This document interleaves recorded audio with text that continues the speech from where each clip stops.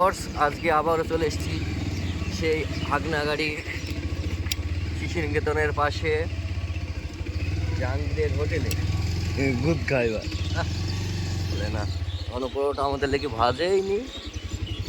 পরোটা ভাজা শুরু হয়ে যাবে। ভাই পরোটা হবে কখন ভাই? করো করো ভাই, গরম গরম পরোটা করো দিন আমাদের জন্যে। তো আমাদের জন্য অপেক্ষা করে বসে আছে। আজকে আবারও চলে এসেছি হাগনাগাড়িতে জাহাঙ্গীর ভাইয়ের হোটেলে।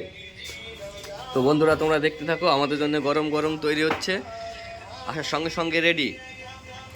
আমরা গরম ছাড়া খেতে পারিনি, মুখে ছাকা লাগবে ওর জন্যে।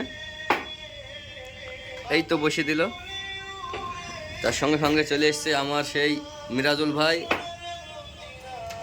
মিরাজুল ভাই খাওয়াচ্ছে, আমি শুধু পরের খাওয়ার ছেলে, আমি শুধু ফেতরা খেয়ে বেড়াই।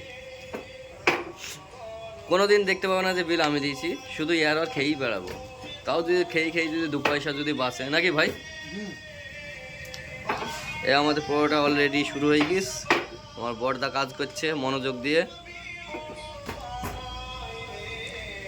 গরম গরম তেল, গরম গরম লুচি, গরম গরম পরোটা, আর গরম গরম এইখানে আছে আমাদের তরকা। আর এই হচ্ছে আমাদের টেবিল।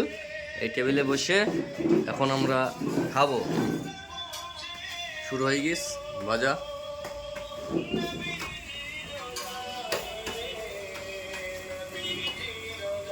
তো আমার এই রকম খাওয়ার ভিডিও দেখার জন্য তোমরা আমার পেজটা ফলো করে রাখবে, কমেন্ট সাবস্ক্রাইব সব কিছু করবে। দিন আমার এই রকম কোয়ালিটির ভিডিও আসবে। তো দেখো কত সুন্দর করে পরোটা ভেজে ফেললো এক অল্প টাইমের মধ্যে। এটা হচ্ছে হাগনাগাড়ি বেতাবের চায়ের দোকানের পাশে বাবুর হোটেল, অর্থাৎ জাহাঙ্গীর ভাইয়ের হোটেল। তাই খাওয়া শুরু করবো আর একটু পরে। ফাইনালি আমাদের গরম তরকা পরোটা চলে এসছে নাকি মিরাজুল ভাই? হ্যাঁ হ্যাঁ হ্যাঁ।